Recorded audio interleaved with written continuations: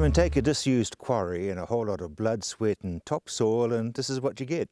Yeah, it's taken quite a number of years. Obviously, it's taken a lot longer than we were anticipating. It's just a long-term sort of project. It's been, not dragging on, but it has taken quite some time actually. Yeah.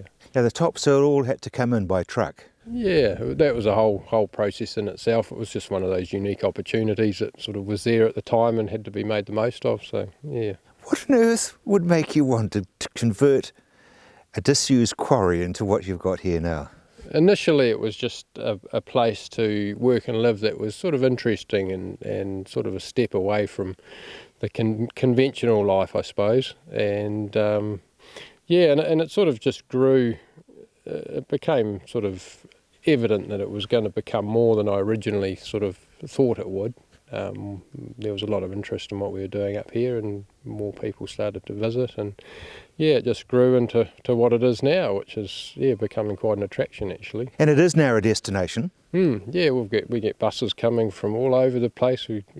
Groups coming from Ashburton and car clubs, and all sorts of people from all walks of life make their way here, and really enjoy it. What are you, about 50 minutes from Christchurch? Yep, that's the one. Yeah. Are you self-taught? Well, self-taught. I'm sure I have taught myself plenty of things, but you pick things up as you go from all people. And all walks of life, there's always something to learn from somebody, and there's been I have worked in engineering workshops in Christchurch and picked up tricks and bits from there, and looked at other artists, and all sorts of read books, all sorts of ways of learning. Self-taught. I suppose I haven't been to university, put it that way. Now when you want to start building, creating or whatever, producing it, but where do you start?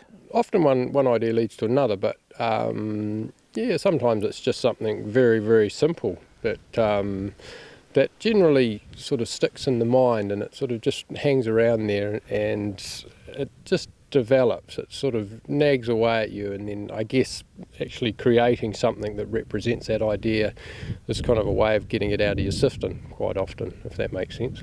Then of course there's your horse. Now he's your big one.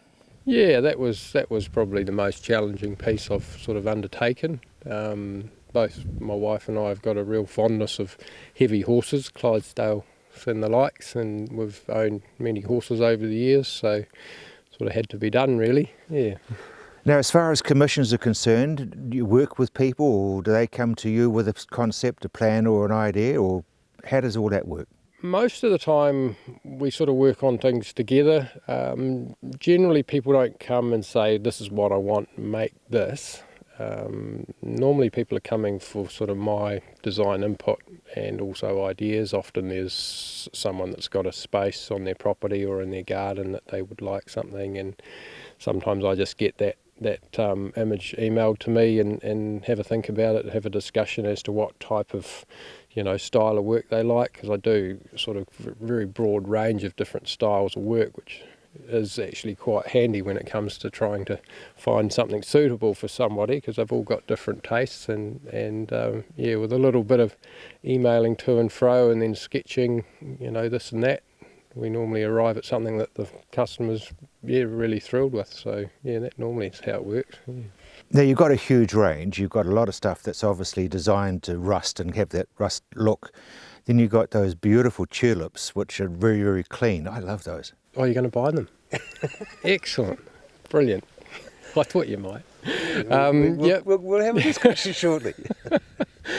Well, I use all different, mainly work in steel and stainless steel, but recycled pieces sort of, recycling is sort of fairly dear to my heart. It's a little bit like the story of the quarry itself is really just like a large scale recycling project. It was a piece of land that it wasn't chucked away, but it had sort of run its course and no one really wanted, and it was a bit of an eyesore and a bit of a dust bowl, and we've actually taken it and sort of upcycled it, I guess is probably a good way of putting it. So I like reusing pieces, but on the same token there's also work that gets built out of brand new marine grade stainless steel that's really sort of high high hours work that's worth a lot of money. So yeah, there's a sort of two ends of the spectrum there, which is good. Nice to have kept the original buildings from when it was a quarry.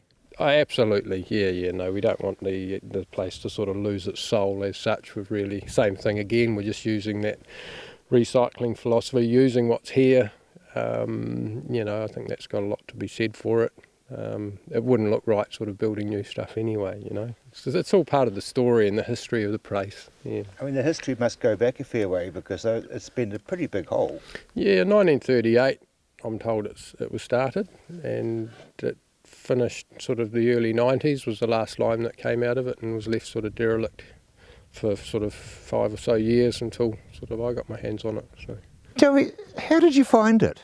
It was just a little ad in the Christchurch Press, actually. I was just in my studio in Christchurch, sort of, looking at the press one morning, and spied this little ad saying mortgagee sale, disused limestone quarry, and the rest history, really, yeah.